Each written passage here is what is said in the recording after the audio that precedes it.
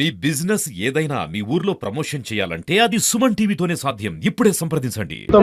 పశ్చిమ ప్రకాశాన్ని మార్కాపురం కేంద్రంగా జిల్లా ఏర్పాటు చేసినందుకు మేము గౌరవ ముఖ్యమంత్రి నారా చంద్రబాబు నాయుడు గారికి, గౌరవ ఉప ముఖ్యమంత్రి పవన్ కళ్యాణ్ గారికి, విద్యాశాఖ మంత్రులు నారా లోకేష్ బాబు గారికి, గిద్దలూరు నియోజకవర్గ ప్రజల తరపున మేము కృతజ్ఞతలు తెలియజేస్తూ ఉన్నాం.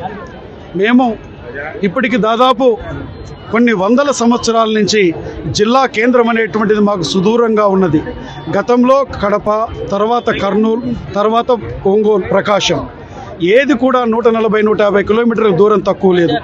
ఈరోజు మాకు మార్కాపురం జిల్లా కేంద్రం ఏర్పాటు చేయడం మూలన మాకు ఏదైతే మాకున్నటువంటి ఈ వికేంద్రీకరణ ద్వారా 60 కిలోమీటర్ల దూరంలోనే జిల్లా కేంద్రం ఉండబోతూ ఉంది.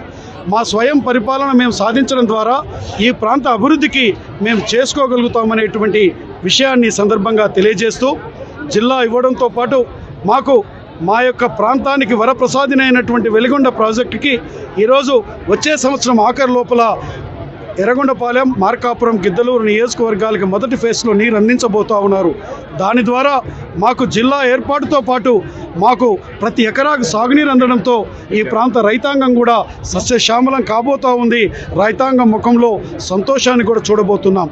నేను ఒకటే చెప్తా ఉన్నాను, ఈరోజు మా ప్రాంతంలో విద్యా అభివృద్ధికి, మా ప్రాంతం వెనుకబాటుతనం పోవాలంటే సాగునీరు అందించడం ద్వారా వ్యవసాయాన్ని, అలాగే ఈ ప్రాంతంలో పరిశ్రమలు ఏర్పాటు చేయడం ద్వారా ఈ ప్రాంతంలో ఉన్నట్టు నిరుద్యోగ యువతీ యువకులకు ఉద్యోగ కల్పన చేయడం ద్వారా ఈ ప్రాంతం అభివృద్ధి చెందుతుందనేటువంటి విశ్వాసం, గౌరవ ముఖ్యమంత్రి గారి మీద మాకు సంపూర్ణమైన విశ్వాసం ఉంది. మార్కాపురం జిల్లాని మాకు ఎన్నికలకు ముందు ఇచ్చినటువంటి హామీ మేరకు మాకు నెరవేర్చినందుకు మా నియోజకవర్గం తరపున మరి ఒక్కసారి ముఖ్యమంత్రి గారికి, ఉప ముఖ్యమంత్రి గారికి, విద్యాశాఖ మంత్రి గారికి పూర్తిగా కృతజ్ఞత తెలుపుతూ సెలవు తీసుకుంటాం.